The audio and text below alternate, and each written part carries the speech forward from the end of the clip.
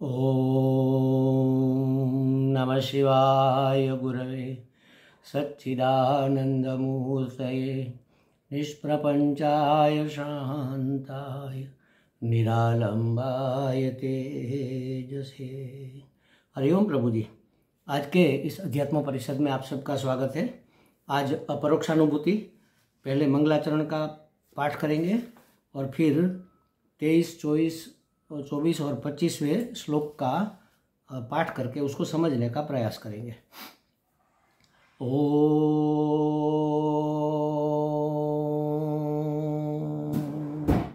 श्रीहरिं परमानंदं उपदेष्टारमीश्वरं व्यापकं सर्वलोकानां कारणं तं नमाम्यहम्। 23, 24, 25 श्लोक नंबर।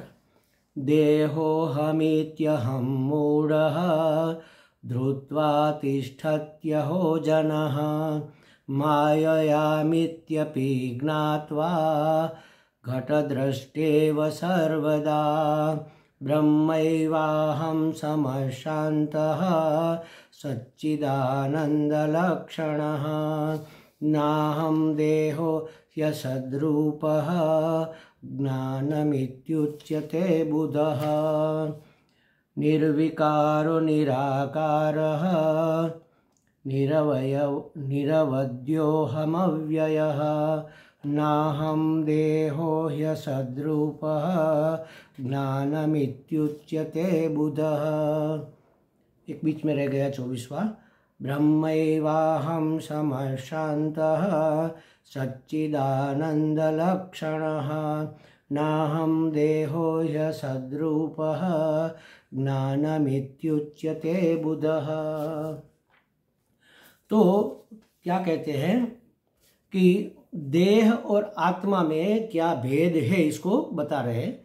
कैसे यह देह में आत्मा नहीं हूँ, इसके लिए कैसे विचार करना चाहिए, ये सिखाने के बाद महात्मा लोग, बुद्धिमान लोगों ने, जिन्होंने ब्रह्म को जाना है, उन लोगों ने इसके विषय में क्या कहा है यह बताते हुए कहते हैं 25वें श्लोक में, निर्विकारः निराकारः निरवयवः अहम निरवद्यः अहम अव्ययः नाहं देहः हि असद्रूपः ज्ञानमित्युच्यते बुधैः। बुद्धिमान पुरुष, विद्वान पुरुष, जीवन मुक्त पुरुष, इसी को ज्ञान कहते हैं। ऐसा जानना, इसका नाम ज्ञान है। ज्ञान माने क्या? हमारे वेदांत शास्त्र में जीवन मुक्ति के लिए प्राप्त किए जाने वाले ज्ञान में क्या होता है? तो अपने देह को आत्मा से भिन्न जानना होता है। कैसे भिन्न जानना, इसके विषय में आगे भी चर्चा हो गई। अब आगे कहते हैं निर्विकारः अहम निर्विकारः निर्विकारो निराकारो निरवद्यो अहम अव्यय। अहम सबके साथ लगेगा। अहम निर्विकारः, मैं विकार रहित निर्विकार हूँ। अहम निराकारः, मैं आकार रहित निराकार हूँ। ये जो आकार दिख रहा है, 2 हाथ 2 पाँव, ये चेहरा, इतनी हाइट, इतना वेट, ये बॉडी, ये काला, ये गोरा, ये तो शरीर है, पंच महाभूतों का बना हुआ पुतला है।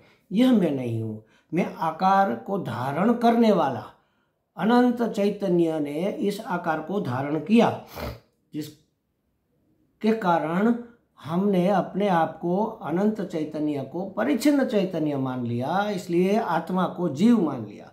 तो हम अपने आप को जीवात्मा कहते हैं। तो कहते हैं ये आकार मैं नहीं हूँ, तो आकार में बद्ध, मैं अनंत चैतन्य आकार में बद्ध नहीं हूँ। अहम निर्विकारः, मैं विकार रहित हूँ। अहम निराकारः, मैं आकार रहित निराकार हूँ। ये जो आकार दिख रहा है वो मेरा नहीं है, मैंने धारण किया हुआ एक वस्त्र है। गीता जी में भी भगवान ने कहा वाशांसी जीर्णानि, जैसे वस्त्र जीर्ण शीर्ण होता है और उसको बदल दिया जाता है, उसी तरह ये शरीर भी आत्मा का वस्त्र है और ये जीर्ण शीर्ण होने के बाद इसको बदलते हैं। अहम निर्वद्यः अव्ययः, निर्वद्य माने मैं निर्दोष हूँ, निष्पाप हूँ और मैं व्यय रहित हूँ। मेरा व्यय, मेरा क्षय नहीं होता। जिसका क्षय होता है बचपन, फिर जवानी, फिर बुढ़ापा, ये जो हर क्षण हमारा क्षय हो रहा है, यह शरीर है, यह मैं नहीं हूँ। तो कहते मैं निर्वद्य माने निर्दोष, निष्पाप, मैं व्यय रहित हूँ। ना हम देहो ही असद्रूपः, ये असद्रूप देह में नहीं हूँ, मैं तो सद्रूप आत्मा हूँ। ज्ञानम इति उच्यते बुधैहि, इस ज्ञान को ही बुद्धिमान लोग ज्ञान कहते हैं। देखो, ब्रह्म से भिन्न, ब्रह्म से अभिन्न और शरीर के भीतर रहा हुआ मैं स्थूल देह नहीं हूँ।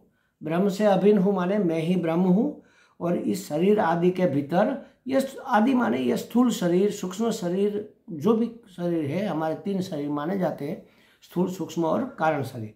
इस तीनों के भीतर रहा हुआ मैं जन्म मरण आदि विकारों से रहित निर्विकार हूँ। षड विकार होते हैं हमारे, हर एक पदार्थ के षड विकार होते हैं, 6 विकार होते हैं। जायते अस्ति वर्धते विपरिणमते अपक्षीयते विनश्यति।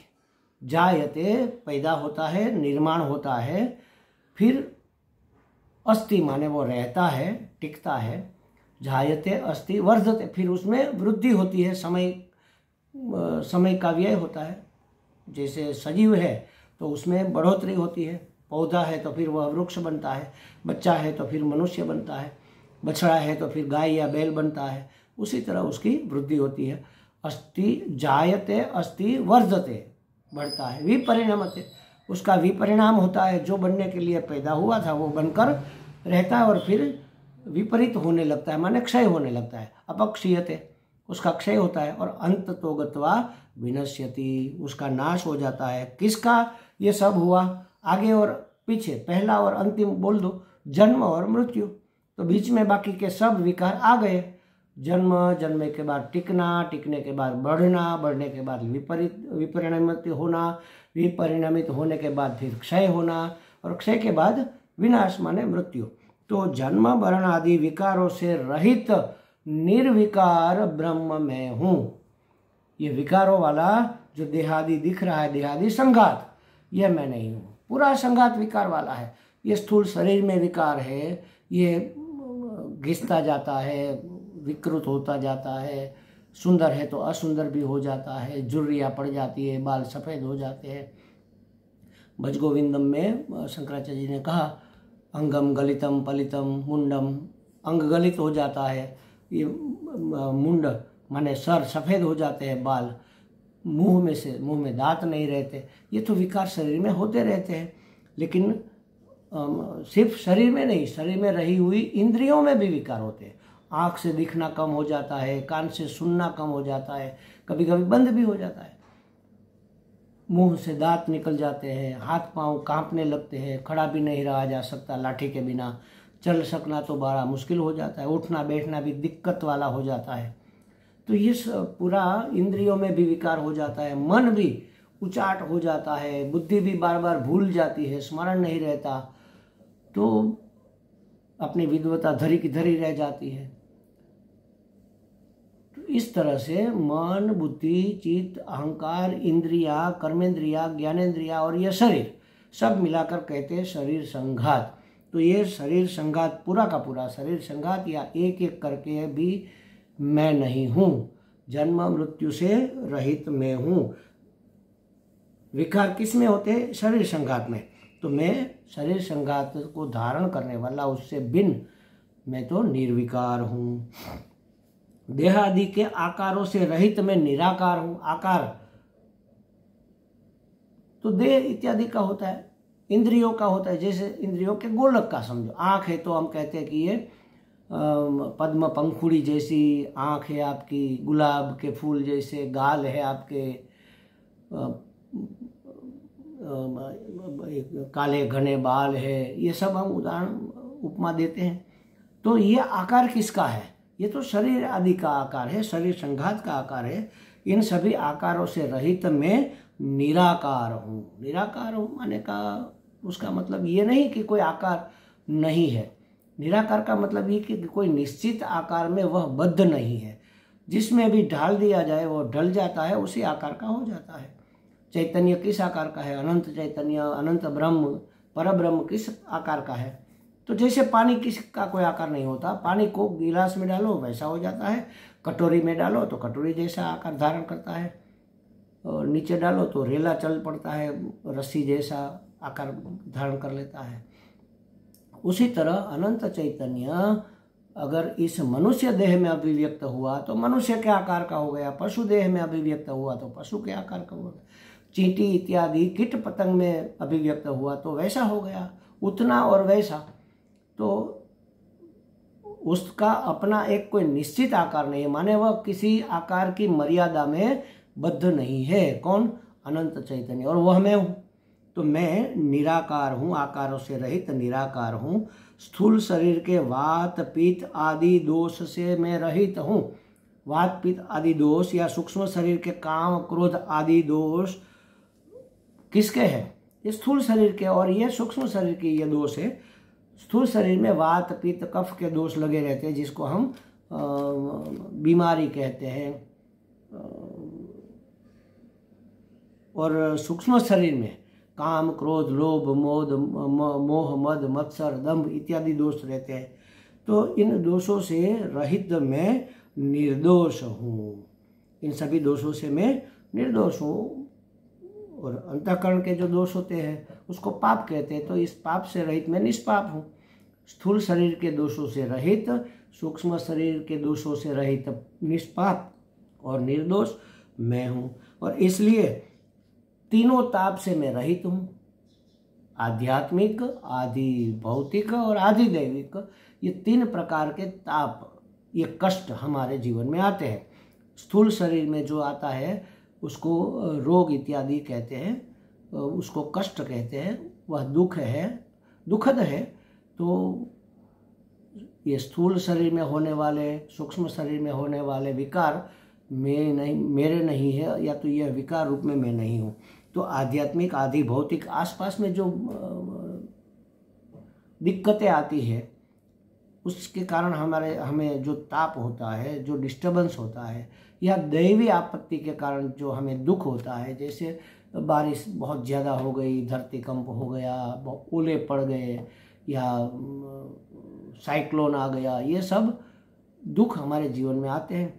तो ये तीनों तापों से रहित मैं हूँ, और इसलिए कोई क्षय नहीं है मुझमें। क्षय नहीं है तो फिर विनाश भी नहीं है, तो विनाश से भी मैं रहित हूँ। जैसे सुक्तिका में, सुक्तिका एक होती है, उसमें भ्रांति से हमें चांदी दिखती है, चांदी प्रतीत होती है, वैसे ही निर्विकार मुझ आत्मा में मैं मनुष्य हूँ इत्यादि प्रतीति भ्रांति से होती। मैं मनुष्य हूँ, मैं पुरुष हूँ, मैं सन्यासी हूँ, मैं वक्ता हूँ, मैं विद्वान हूँ, मैं काला या गोरा हूँ, मैं समझदार हूँ, मैं बुद्धू हूँ। ये सब जो मैं हूँ के बीच में जो भी पद, जिस भी वेश को, जिस भी भूमिका को अभिव्यक्त करता है, वह मैं नहीं हूँ।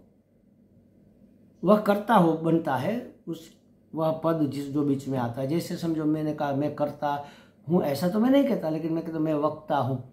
तो वक्ता का वेश हमने धारण किया, तो फिर वक्ता हूँ, तो फिर उस क्रिया का कर्ता में बन गया, और कर्ता बना तो भोक्ता मुझे बनना पड़ेगा, और भोक्ता बना तो फिर सभी दोषों का मैं भागी हो जाऊंगा, सभी दुखों का, सभी तापों का मैं भागी हो जाऊंगा।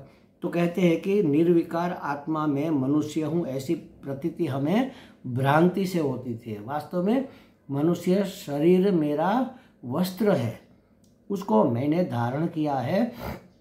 धारण करने वाला धारण की हुई वस्तु नहीं होता।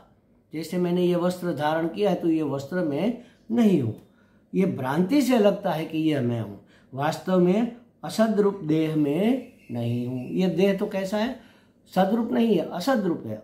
सद उसको कहते हैं जो त्रिकाल अबाधित होता है। त्रिकाल अबाधित माने पहले था, आज भी है, कल भी रहेगा, वैसा का वैसा ही रहेगा। विकार होगा तो फिर नष्ट होगा ना, षड विकार एक के बाद एक होता है, अंत में नष्ट होता है। विकार ही नहीं होता, निर्विकार। तो इन षड विकारों से रहित जो है उसको कहते हैं, जो पहले रहता है अभी भी है बाद में रहेगा, उसको सत कहते हैं।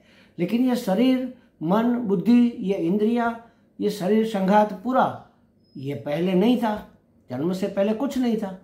ये मृत्यु के बाद शरीर नहीं रहेगा, विघटित हो जाएगा, इसको जला दिया जाएगा, दफना दिया जाएगा, पानी में बहा दिया जाएगा, कुछ नहीं करेंगे, जंगल में छोड़ दो तो भी वैसे ही धीरे धीरे विघटन होकर पंच महाभूतों में मिल जाएंगे। तो ये असद रूप है, पहले नहीं था, आज भी जैसा दिख रहा वैसा नहीं है, हर क्षण बदलता है ये शरीर। साइंस तो कहता है कि 7 वर्ष में ये शरीर पूरा का पूरा बदल जाता है, हमारा हर एक सेल ट्रांसफर हो जाता है। जैसे समझो अभी विंटर का सीजन है तो हम ऐसे करेंगे तो सफ़ेद सफ़ेद दिखेगा ना, ये निकलता है, क्या निकलता है, वो चमड़ी नहीं निकलती। हमारे अंदर रहे हुए जो सेल है वो धीरे धीरे डेड हो जाते हैं, मर जाते हैं, नए सेल बनते हैं, फिर डेड होते हैं, फिर मरते हैं। ये प्रक्रिया चलती रहती है, बनने बिगड़ने की प्रक्रिया शरीर में कंटिन्यूअस चलती रहती है। ये प्रवाह नित्य है, वास्तव में नित्य नहीं है शरीर, ये हर क्षण बदलता है और 7 साल में पूरा बदल जाता है। तो कहने का मतलब ये है कि ये जो परिवर्तनशील शरीर है वह मैं तो अपरिवर्तनशील हूँ। अपरिवर्तनशील माने सत, जो पहले था आज भी है, कल भी रहेगा, मैं सदरूप हूँ। असद रूप यह शरीर मैं नहीं हूँ। शरीर नित्य नहीं है, एक पल भी टिकता नहीं है, एक क्षण भी वैसा का वैसा रहता नहीं है, निर्विकार नहीं है, अपरिवर्तनशील नहीं है। तो इसलिए ये असद रूप है।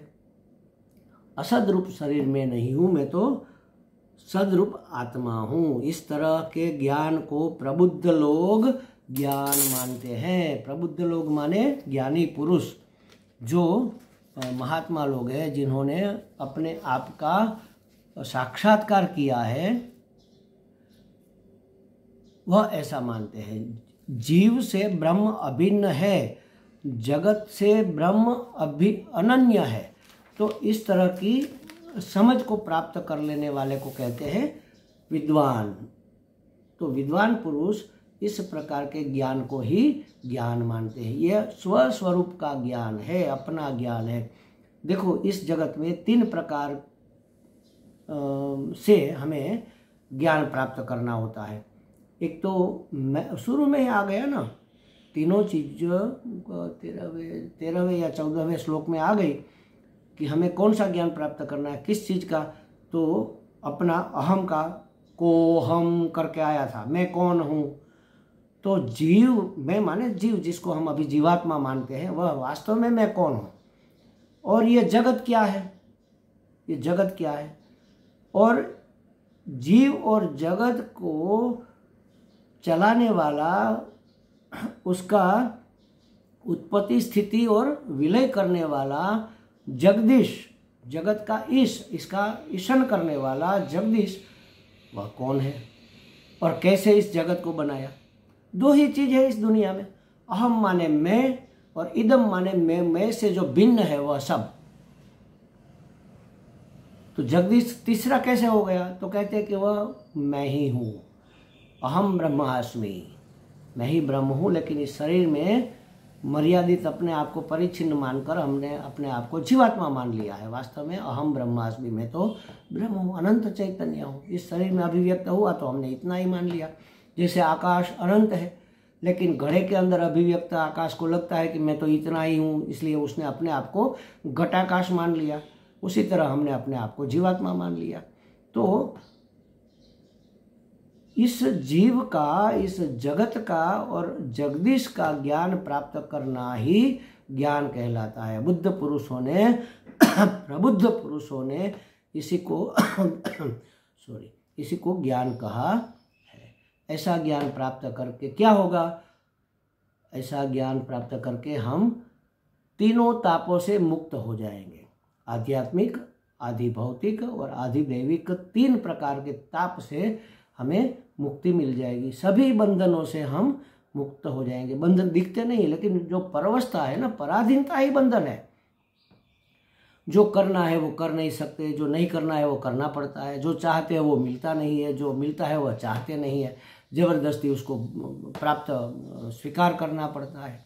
तो ये जो पराधीनता है, हमें ये नहीं करना था लेकिन हमसे हो गया, ये परवस्था है, इससे मुक्त होने का नाम ही मुक्ति है। ये सब बंधन है, इस बंधन से मुक्त होना ही मुक्ति है। इस बंधन से मुक्त होने के लिए जीव का, जगत का और जगदीश का ज्ञान प्राप्त करना होता है।